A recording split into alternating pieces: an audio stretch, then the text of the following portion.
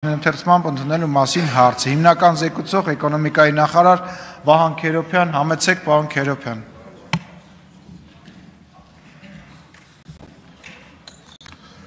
Հարգելի գործընկերներ, սիրելի քաղաքացիներ, ձեր ուշադրությանն եմ ներկայացնում պետական տուրքի մասին Հայաստանի Հանրապետության օրենքում լրացումներ եւ փոփոխություններ կատարելու մասին օրենքի նախագիծը, որով մենք ըստ էության սահմանում ենք արտահանման տուրք ոսկու, պլատինի եւ պալադիումի ձուլակտորների վրա,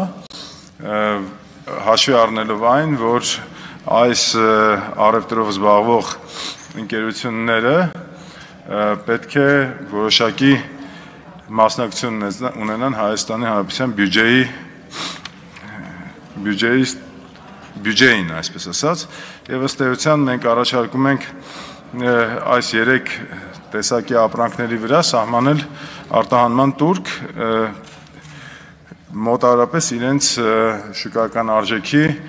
0.8% սահմաններում կախված այդ պահին ինչ շուկայական գին է, բայց պետտուրքի մասին օրենքով դա ֆիքսված թիվ է, ասենք օրինակ 1 կիլոգրամ ոսկու համար դա մոտավորապես 200,000 դրամ է, դա մոտավորապես 1%-ն է։ Պետք է նշեմ, որ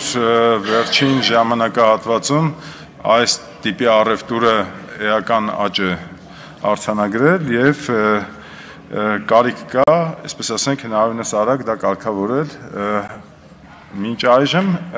մենք ըստ էության շատ սերտ աշխատել ենք այս գործունեությամբ զբաղվող ընկերությունների եւ պետ գործընկերների հետ, որպեսզի ապահովենք այս գործունեությամբ զբաղվող ընկերությունների,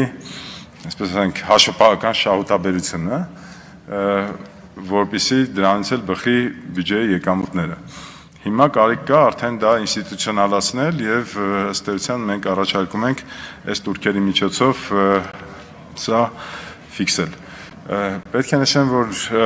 բնականաբար մենք արդեն ունենք 2023 թվականի տարեկան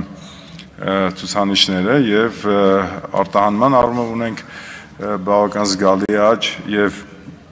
ներմուծման առումով էլ, բայց առաջի անգամ Հայաստանի Հանրապետությունում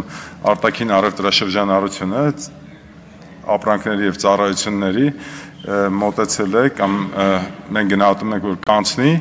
110% մեր համախառն ներքին արդյունքի, իսկ արտաքին առևտրային բացասական սալդոն ավելի մեծ է, քան -2%, այսինքն -2%-ից 0 միջակայքում է լինելու եւ դա ցույց է տալիս, որ այն տնտեսական քաղաքականությունը, որը մենք վարում ենք, մեզ բավական արագ մոտեցնում է մեր կառավարության դրած թիրախին, դա հասցնել ապրանքների եւ ծառայությունների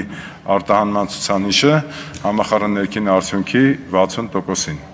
Շնորհակալություն։ Շնորհակալություն հարցերի համար հերթագրում